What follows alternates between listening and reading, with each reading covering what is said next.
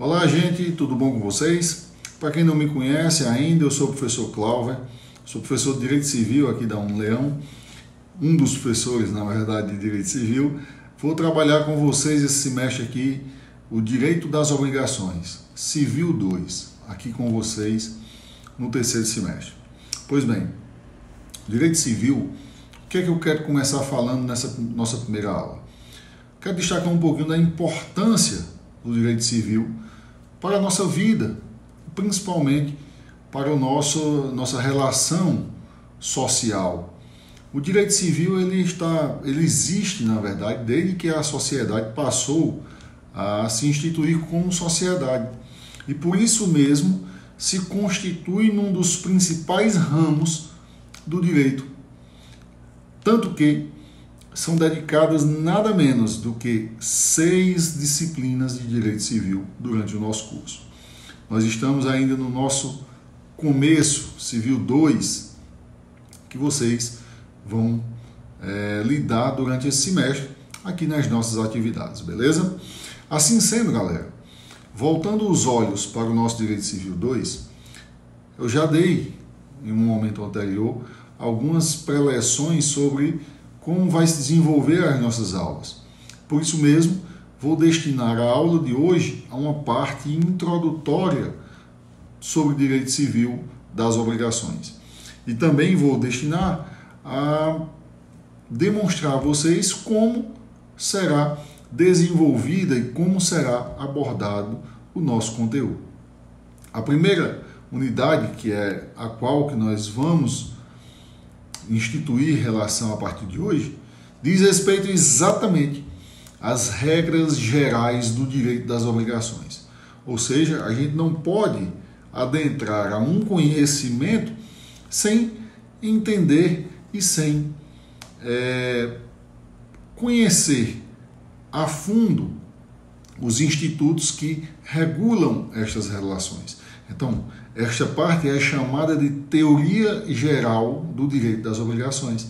A teoria geral do direito das obrigações, ele traz conceitos, traz denominações, regras de natureza geral que se aplicam aos direitos das obrigações, ou seja, as relações jurídicas obrigacionais, elas vão ser permeadas por uma série de regras, dentre as quais nós vamos falar sobre o conceito, vamos falar sobre a etimologia da palavra obrigação, nós vamos demonstrar também a questão da utilidade do direito das obrigações para as nossas relações jurídicas, beleza? Historicamente, o direito das obrigações, ele manteve em algum patamar, ou eu diria que inclusive fortemente, elementos principiológicos, elementos matrizes de sua Constituição. Tais como o quê? A obrigação, evidentemente, que desde que o mundo é mundo, ela tem algumas características que lhe são inerentes. Por quê? Porque a obrigação pressupõe uma relação válida, pressupõe uma relação entre mais de uma pessoa e pressupõe também a obrigação em si, a realização ou a entrega de algo em favor de outro. Dessa forma, vocês vão ver que a obrigação ela não teve conceitualmente uma grande alteração desde os seus princípios, lá das Institutas de Justiniano, etc. Ela não sofreu uma deformação muito significativa. Claro, quer dizer que as obrigações são as mesmas dos tempos pré-socráticos, etc. Obviamente que não são as mesmas. Nós tivemos várias novas obrigações no que diz respeito às relações sociais. Mas, vamos dizer, nuclearmente, o que diz respeito ao núcleo da obrigação, as obrigações ainda se mantêm fidedignas ou bastante similares ao que se tinha originariamente. E aí a gente costuma dizer que a importância do direito das obrigações ela é salutar, ela é evidente, porque pode alguém passar a vida sem necessitar de outros direitos. Por exemplo, como o direito societário. Você só vai precisar do direito societário se você constituir uma empresa. Mas o direito das obrigações, não. O direito das obrigações, ele é emergente, ele é pungente, ele está em todas as nossas relações. Então, dificilmente um sujeito vai conseguir perpassar sua vida sem realizar obrigações. Venosa destaca muito bem isso no momento que ele diz que a importância do direito das obrigações ela é inerente à própria prática da vida social, porque socialmente ou juridicamente a gente vai estar permanentemente se inserindo, vai estar permanentemente permeado de relações jurídicas obrigacionais. E o que seriam essas relações jurídicas obrigacionais? E aí eu já dei uma grande dica. O conceito de obrigação ele é muito relacionado a esse vínculo obrigacional. E aí vem da etimologia de obrigação. A obrigação vem de obligatio, ou seja, vínculo, relação vinculada, ou seja, relação que une duas pessoas. No caso, vocês vão ver que essas duas pessoas, ou mais, que eles unem, são exatamente o credor e o devedor. Assim sendo, voltemos os nossos olhos para a questão do conceito de obrigação. E eu gosto muito do conceito de Venosa, que fala que obrigação é uma relação jurídica transitória de cunho pecuniário que une duas ou mais pessoas, devendo uma delas realizar uma prestação omissiva ou comissiva em favor da outra, que é o credor. Assim sendo, vocês vão ver que este conceito de obrigação ele pode ser dividido, ele pode ser divisado. Vejamos, é uma relação jurídica. Por quê?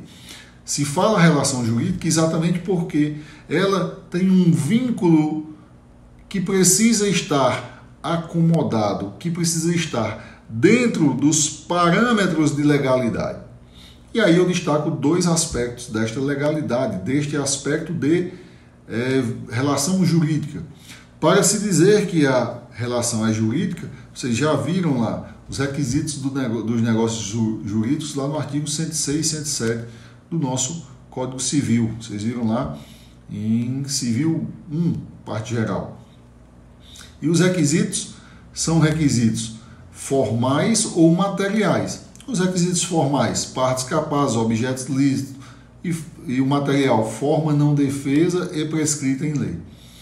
Daí pode-se dizer, então, que para uma obrigação ser uma obrigação, ela precisa ser uma relação jurídica. E esta relação jurídica, ela pressupõe, ela exige necessária e intransigivelmente ser uma relação que não se colida com a lei, ou que também, além de não se colidir com uma dicção legal, com uma norma legal, ela precisa estar amoldada, ela precisa estar nos conformes, nos parâmetros ou na forma que a lei exige que ela seja feita. Cláudio me explica exemplificando isso. Agora. Vejam só, me digam vocês se é possível que eu constitua uma relação jurídica obrigacional que tenha por objeto eu contratar você aí que está me ouvindo. Vou contratar você para que você mate determinado inimigo meu. Graças a Deus eu não tenho inimigo, mas caso tivesse, eu queria lhe contratar. Vou lá lhe pagar R$5.000 para você matar fulaninho. Isso é uma relação jurídica válida?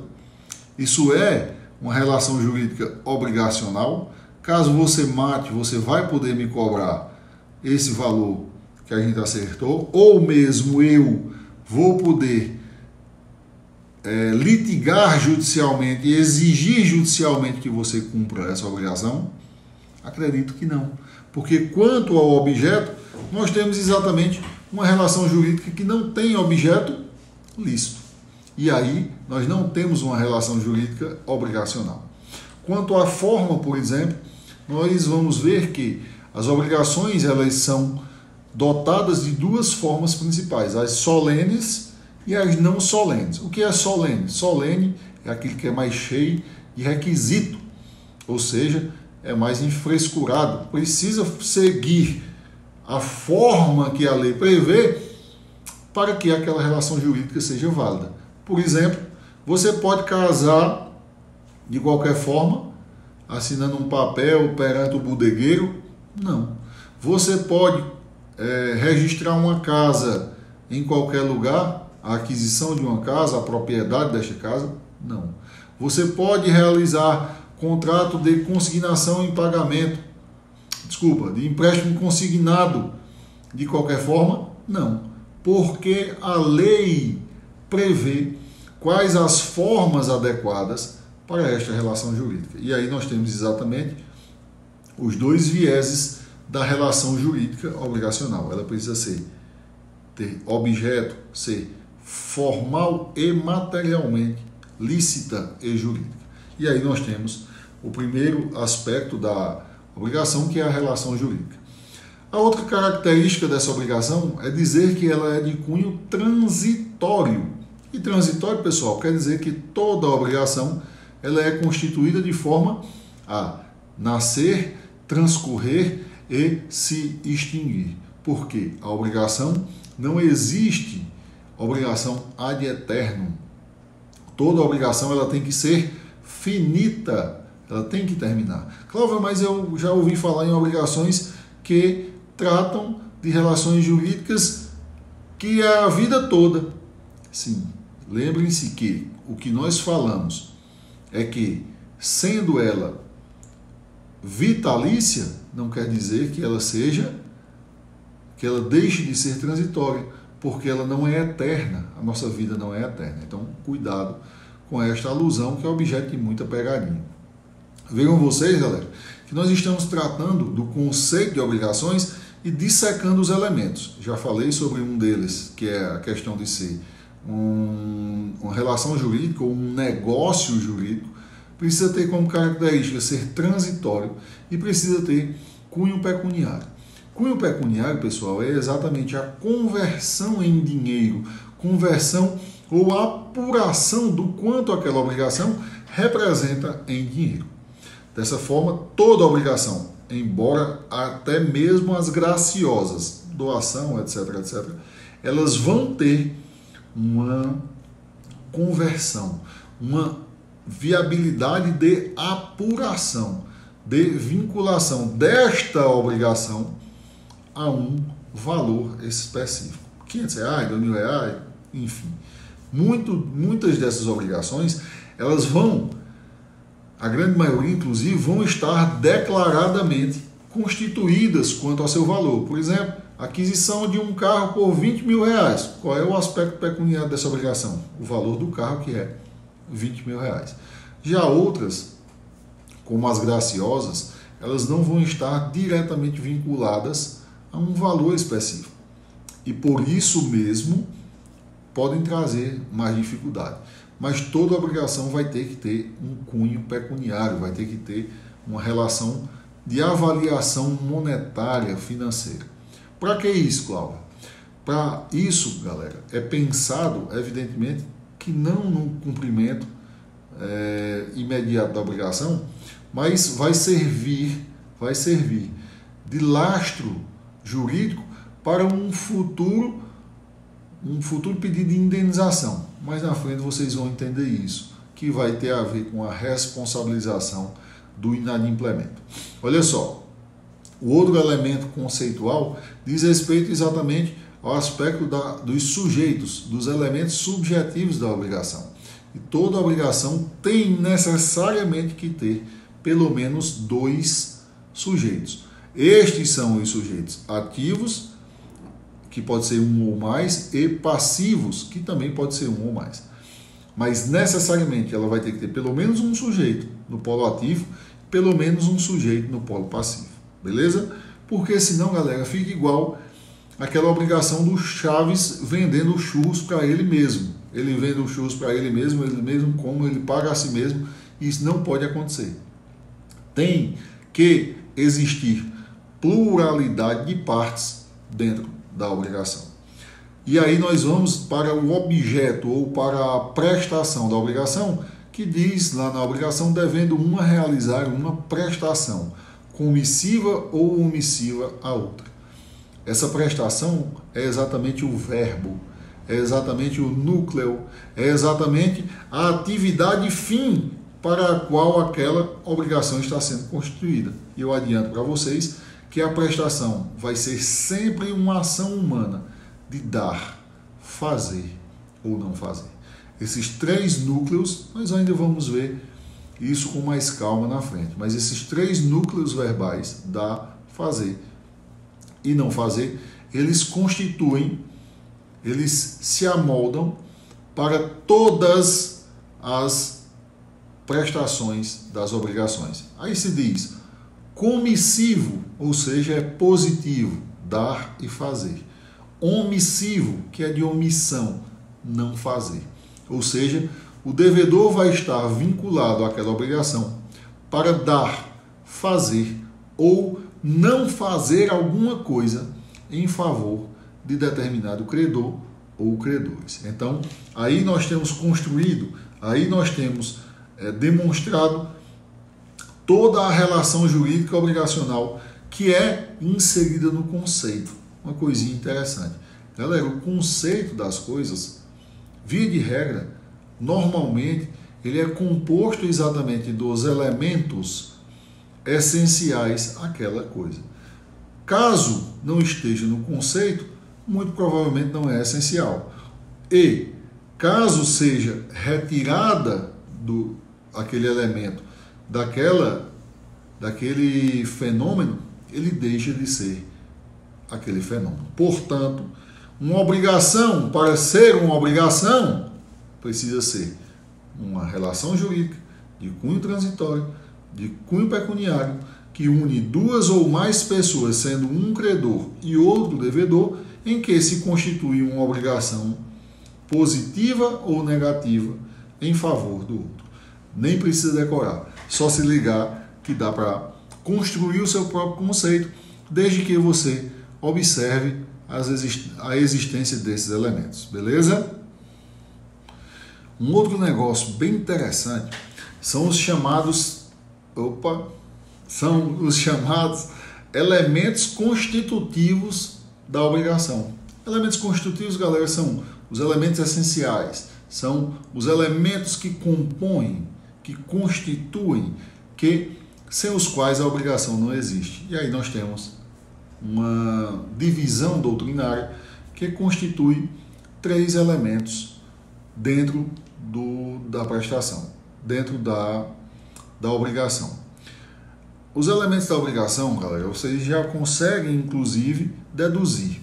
Se eu disse que a obrigação tem pessoas, então essas pessoas elas compõem necessariamente um dos elementos e se chama elemento subjetivo. E o elemento subjetivo é exatamente aquele que abarca, que alcança as pessoas que estão envolvidas naquela obrigação. E necessariamente terão que ser um credor e um devedor. Pode ser vários credores e um credor e um devedor? Sim. Podem ser vários devedores e um só credor? Sim, pode também. Mas necessariamente haverá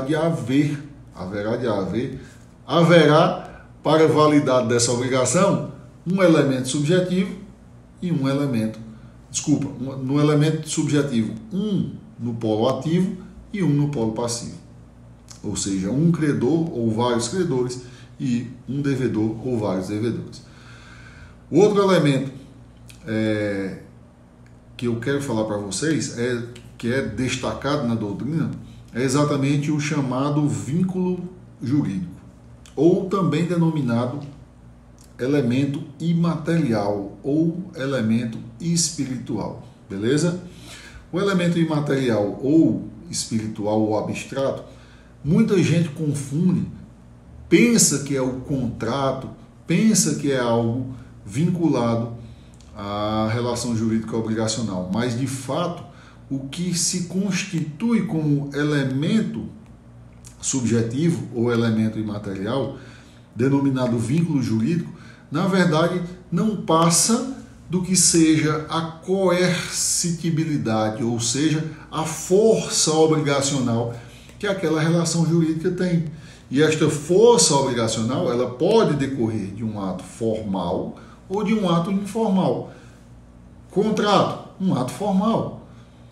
Comprar uma bala Piper na bodega de seu Raimundo, ato informal. Eu não preciso fazer um contrato para comprar um bombom Piper lá na bodega de seu Raimundo. Embora nas relações jurídicas se recomendem a forma escrita, porque traz mais segurança, ela não é obrigatória. Assim sendo, galera, nós vamos ver que o vínculo jurídico, ele não é o simples papel, ele não é o contrato, ele não é a formalização desta obrigação, mas sim ele é o aspecto que dota aquela relação jurídica de exigibilidade, ou seja, se você não cumprir aquela obrigação, eu posso demandar judicialmente, eu posso me valer dos meios coercitivos para lhe cobrar judicialmente. E quanto a isso, galera, nós temos talvez a principal e maior evolução dentre os elementos da obrigação. Vocês lembram que antigamente as obrigações elas eram cumpridas a ferro e fogo. Vejam, por exemplo, a lei do talião, olho por olho, dente por dente, etc, etc. Hoje já não é mais permitido. Hoje só é permitido o alcance no aspecto material ou financeiro de determinado devedor em face do seu débito. Não pode mais cortar um braço, cortar um dedo, escravizar. Houve essa limitação.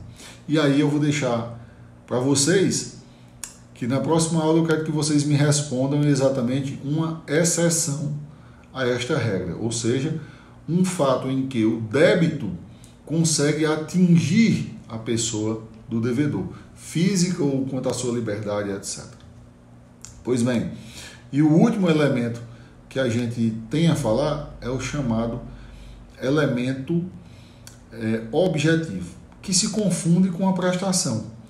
Quando se fala em elemento objetivo, o objeto é aquilo a que a obrigação se destina. E esta obrigação se destina de forma tranquila, de forma bastante salutar, à ação humana de dar, fazer e não fazer. Então, o elemento objetivo se constitui nessas três verbos, ou seja, na atividade de dar, fazer e não fazer. Por hoje encerramos por aqui.